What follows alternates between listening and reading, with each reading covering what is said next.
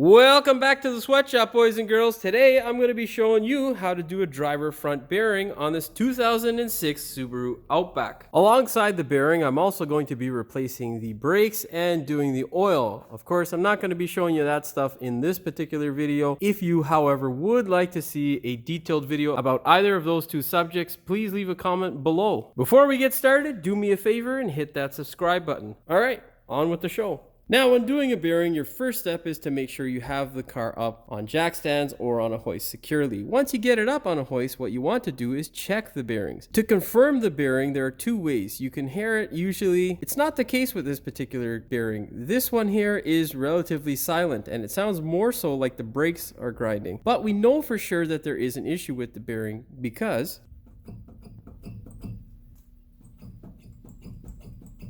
as you can see, when we shake the wheel, there's excessive amounts of play. So these bearings aren't the most terrible things to do on the Subaru. It can be a pain in the ass if you live in the Rust Belt, which generally is the case for me because I'm in Toronto, Ontario. Besides that though, they're not the absolute worst thing. You'll definitely need to be well rested and mentally prepared because sometimes when you go to get the bearing to separate from the spindle, you will want to rip your face off because it's a pain in the ass with all the rust tight. Anyhow, that's enough of me rambling on about nonsense. Once you have the car up in the air and it is secure, your first step is going to be to take the wheel off. As you can see, this one has a wheel lock. What I can tell you, whenever removing your wheel with a wheel lock, make sure that this thing is in the proper position and right on the socket.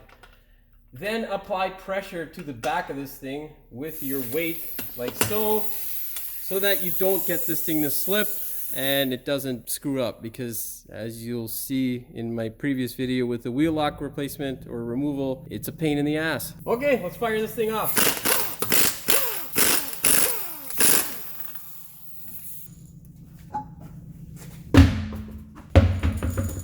Your next step is going to be to get a 32mm socket and hammer off your axle nut. This is my mom's car, and you can see there the benefits of having lots of white lithium grease or anti-seize on your parts. This nut still looks relatively new. Lubricate, my friends, lubricate. Our next step here is going to be to remove our caliper. These two sliders here, when you see this amount of rust tight, generally like to seize, which will make it a pain in the ass to remove this thing. So don't just take the bolts off straight away. What you want to do to also help you check the condition of the caliper is take a flat screwdriver, stick it in the top here, behind the caliper, and then just pry back. Now, I know that these calipers on this particular vehicle are good because it's my mom's vehicle. So you can see that they are free there. Now, with the little ridge that builds up on the caliper or on the rotor and the pads, it's not gonna hold it in place. You can go ahead now, crack these two guys loose and remove it. Wrench works just as well. So does a ratchet, but power tools are much more fun. With your bolts out of the way, what you can do is take your caliper off, get a bungee cord, and hook it up somehow. With your bungee cord, just thread it through your shock and keep this guy out of the way. You get the idea. Essentially, you want it out of the way. That is still in the way, so we're probably going to get a shorter bungee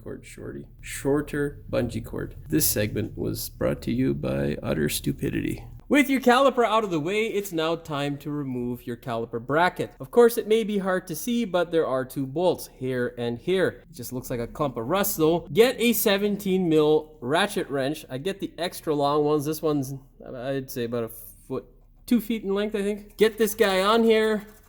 And then don't just jar it. What you want to do is try to give it a little bit like so, because you don't want this to slip. The reason why we use the wrench is because this top nut, you can't get a socket on there without this stupid bolt getting in your way. So this seems to be the only tool that fits in there comfortably and gives me a nice grip.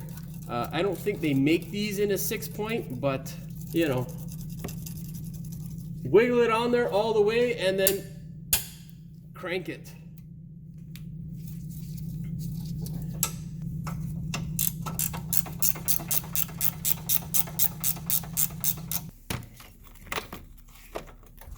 Come on.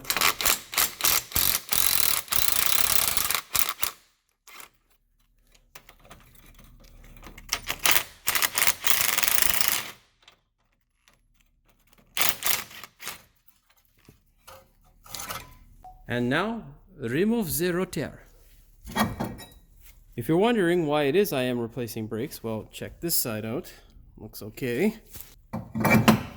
That side, not so much. And there's not much pad life left there. You can see it's also touching the wear indicator. That's why it is shiny. So yeah, if they look like this on your car, replace them.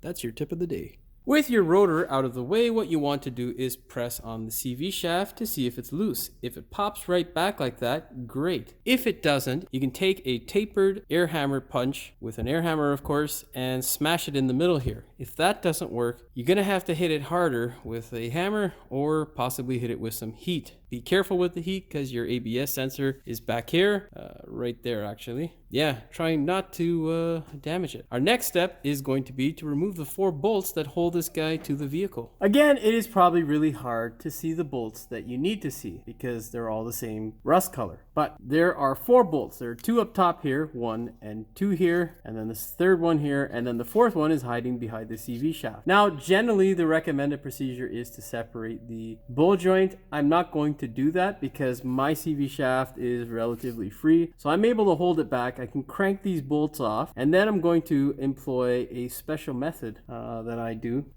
It's a trick. Basically, you don't have to use a slide hammer, although a slide hammer isn't bad. My joints are getting old and I don't like destroying them for absolutely no reason. So we're not going to separate the bowl joint at this point, but generally that is the procedure. You would separate the bowl joint from the spindle down here. Let's see if we can get that in frame. You separate the bowl joint here from the lower control arm, which is out of frame currently. When you separate it, basically you'd pull the CV shaft out of frame, then hammer off the 4 bolts and then smash this guy out or slide hammer it out. I'm going to do it a bit different by leaving the bolt joint in there. Okay, so the game plan is for me to remove these bolts. What I'm going to do is employ the use of this chrome socket. Get a thin wall 14mm socket, as thin as you can so it doesn't rub up against your boot very much. With that socket and a long ratchet, you are going to go ahead and crack the bolts loose. Once you crack them loose, you're going to switch to your, well, my uber expensive snap-on 14mm, and then we're going to just get them off with an little impact driver, not an actual impact gun. Run them out the rest of the way, and then we'll go from there. I'll show you the process on the one lower bolt here, then all you got to do is repeat the process on all the other bolts. Go ahead, get your socket on there. Tap it into place lightly, you shouldn't have to be too aggressive. Then with your 3/8 ratchet, crank it loose. Once it starts to turn decently free, you can go ahead and get the socket off of there. Once you yank that little bastard off of there, what you want to do is get your flex socket, put it on there. Now you can go ahead and run it off with a impact driver.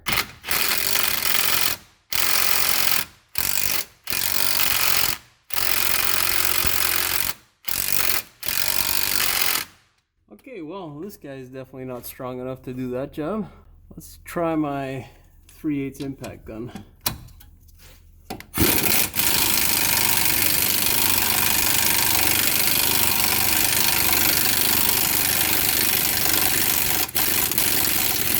Well, there you go, boys and girls.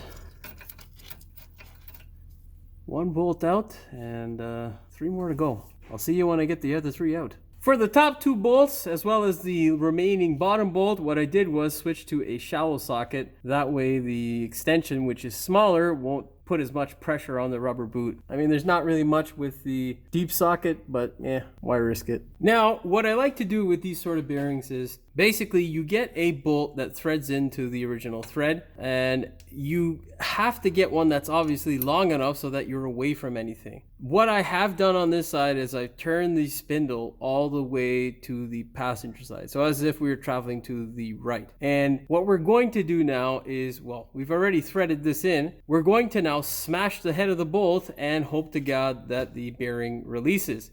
You don't necessarily have to get a bolt that is that threads in. You can use a punch, but I find it's more effective if it threads into the base of the wheel hub. That way it's actually impacting that portion when you smash instead of hitting the hub. So once you get a bolt and you have a setup like this, go ahead and smash it. Now if you don't have something like this, you're gonna have to use a slide hammer, which is not fun. Wear eye goggles, because when you start smashing stuff, all the rust will fall off the car and usually into your eye.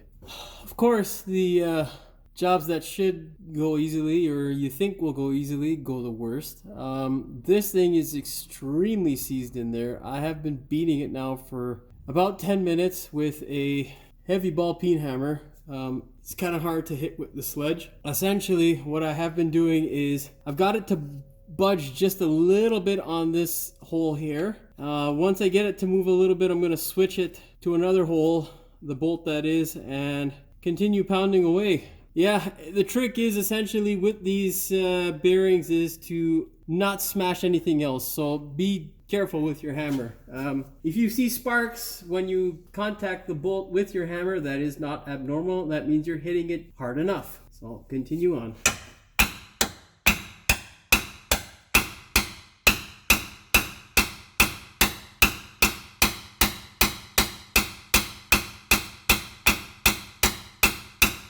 After a round of smashing, check to see how much movement you might have got. I think now I'm going to alternate the bolt into another hole and continue smashing, my friends.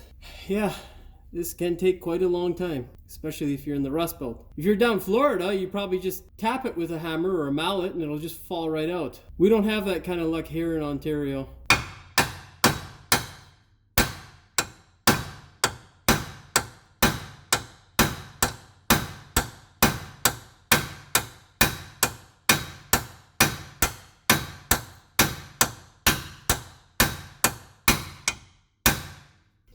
We're making progress. Oh, fuck.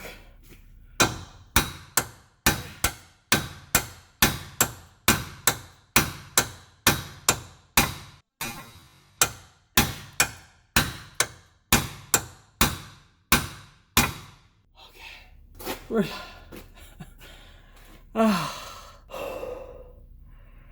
We're almost there. Now, once you get it to separate a bit, what you can do instead of just attacking it from the back portion here is you can also knock the hub, because it's useless anyhow. Don't knock it towards the car, but knock it up and down, side to side, and that'll help break the rust up in the cavity that's holding this.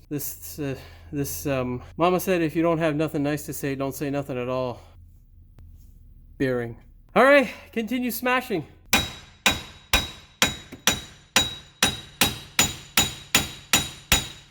Can't get a good swing there. Let's try here.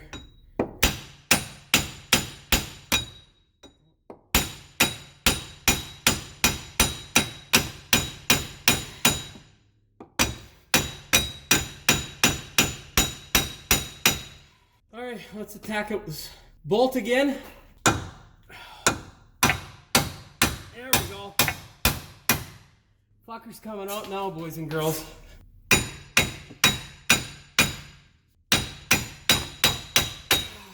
Oh my God. Okay. All right. Now what you need to do is sit down, let your arms start to feel normal again.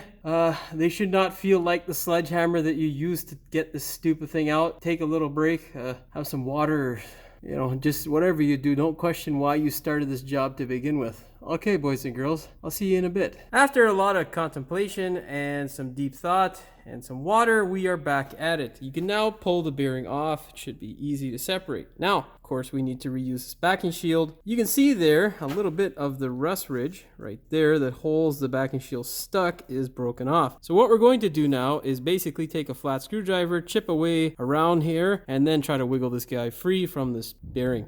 So again, haven't recorded much of what I've done, but essentially what I did do is take a chisel like this and smash all the rust completely around, 360 degrees around this stupid thing. As I'm doing that, after I get a layer off, what I do is I take the thing up like this, hold it in my hand from the backing plate, do not hold the bearing, and then tap the bearing.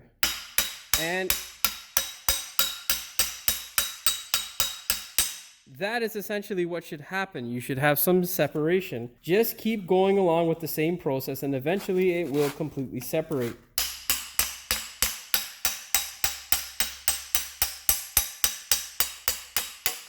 Oh, fuck.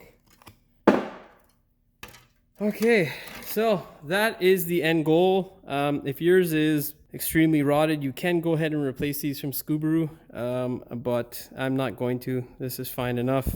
What we're going to do now is prep the surface, just grind it out in here a bit and then paint it and give it a little bit of grease.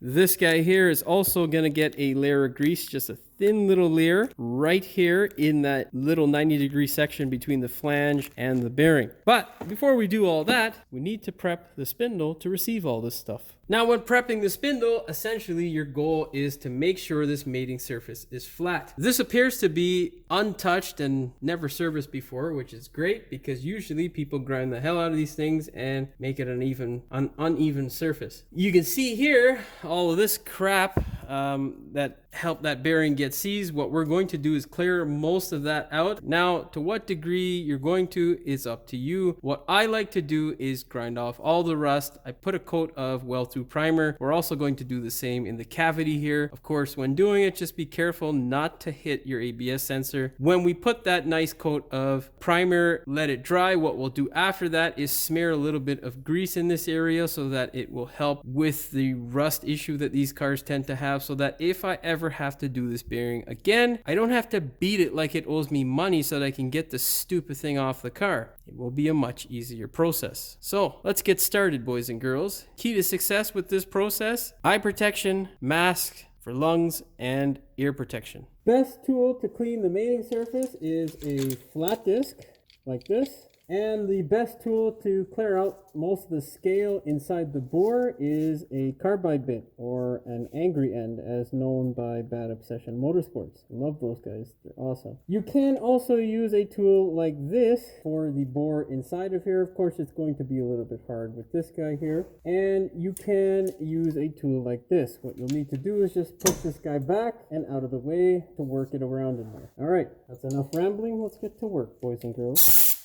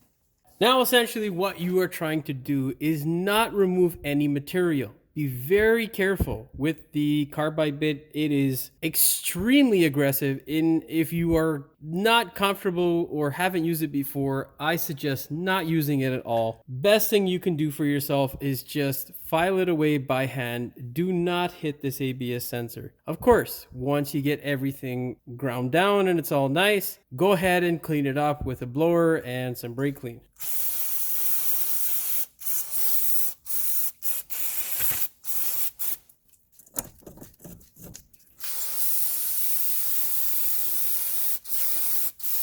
May be hard to see on camera, but you can still see the original machine marks that were left when they machined the surface flat. That is the sort of job that you want to do in terms of grinding off all the rust. Just the surface rust is what you want to get off. Let the brake clean dry, wipe it down, and then blow it out, wipe it down again, and then spray your primer if you're going to do that. If not, you can lather this all up with grease. Just don't put excessive amounts because that'll also have a bad effect on your bearing. Here is a shot of the primer that I like to use on my brake calipers as well as surfaces like this. It's a great primer, really lasts, I find, to be quite a long time. Don't forget, for proper application, shake well. Also, when spraying, do not hit your brake sensor, ABS sensor, or the CV shaft. That can cause it to become a bit of a pain in the ass when putting it back in, or also when taking it apart for whatever reason.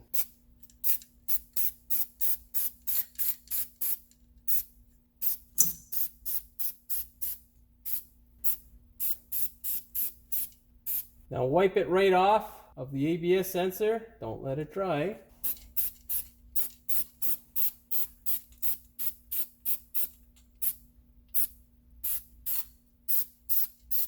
And do the same for the CV shaft. Just wipe off any residue that got on and then let it all dry. Now, of course, you're almost ready to go ahead and put your new bearing in. But you need to get these guys. They start off looking like this. They should end up looking like that, the middle one, after you grind them out. And then they should be looking like this just before they go in. Essentially, what you want to do is tap that one, grind all the rust off, and then anti-seize the hell out of him. And then you're ready to go ahead and install your brand new bearing. We are now ready to put our bearing back on. The process in which I do this is by placing the bolts back into the holes before you do anything else.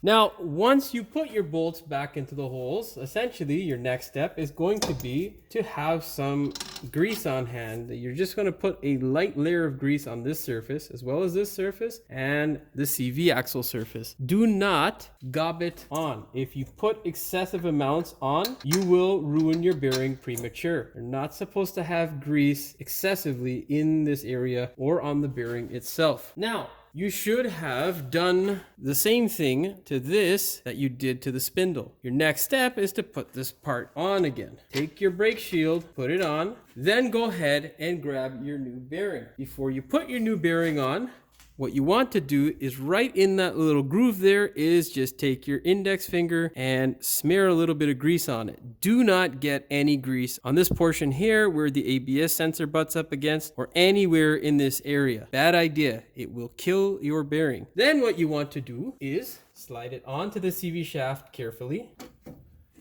Try to line it up as best you can. And then work one of these bolts into the bearing. It would be easier if you did it with a actual socket and not your finger, Jimmy. Get a socket, work the bolts into the bearing, and then we'll torque them down. Okay, now once you catch all the bolts by hand, what you can do is use an impact driver just to run them up all the way. Flex socket works best for running the bolts up. And now we can go ahead and torque them. Torque for the bearing bolts is 58 foot-pounds each. Do the other side and you're good to go. Our next step is to put our rotor on. Of course, before you put your rotor on, make sure you apply some white lithium grease or some anti-seize to the hub. Remember, for proper application, shake well.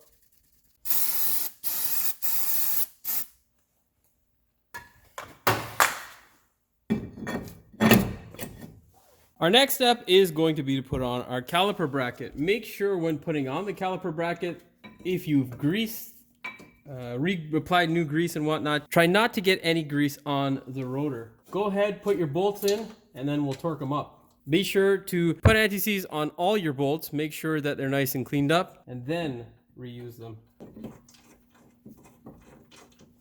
Torque your caliper bracket bolts to 59 foot-pounds. Unhook your caliper, place it on, make sure that your brake hose isn't in any way tensioned and is in its natural state. Go ahead, grab your bolts, run them up by hand. Then get your torque wrench and torque these to 20 foot-pounds. Next step is to put your axle nut back in place and then just fire it home. Now, you gotta torque this thing, which is a pain in the ass if you don't have any friends, but because these are vented rotors, I'll show you a trick. Now, you're gonna have to torque this thing to 162 foot-pounds. So, what I like to do is take a punch that will fit between the vented portion of the rotor, stick it between the caliper bracket and into the rotor, of course, and then you can torque it without damaging anything. All you gotta do now is stake it and you're good to go. That's a thumbs up for me. With everything back together, we can now go ahead and throw our wheel back on the car.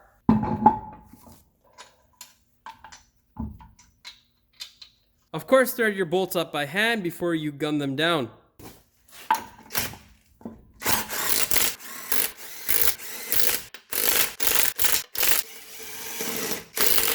This thing doesn't produce much torque, so you're good to go. Now just torque them to 89 foot-pounds, the wheel lugs that is, and that is it. You can go ahead and take it for a test drive. But if you have done the brakes like I did, do not put the car in gear or start it up until you pump the brakes. Make sure you pump the brakes and the pedal is hard to ensure that the brakes are going to engage when you start rolling. Well, boys and girls, all that's left to do is to go for a test drive and make sure you fix the right bearing. If you like the video, please like, share, and subscribe. Don't forget to hit the notification bell so you never miss one of my new videos. As always, thank you for watching, and we will see you in the next one.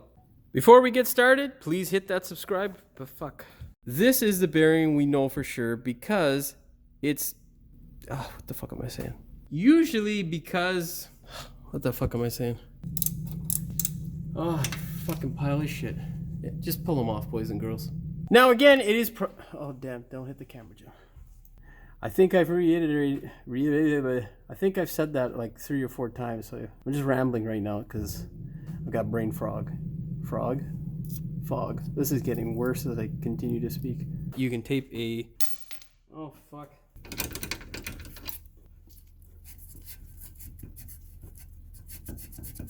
God, you're a pain in the ass. Ugh.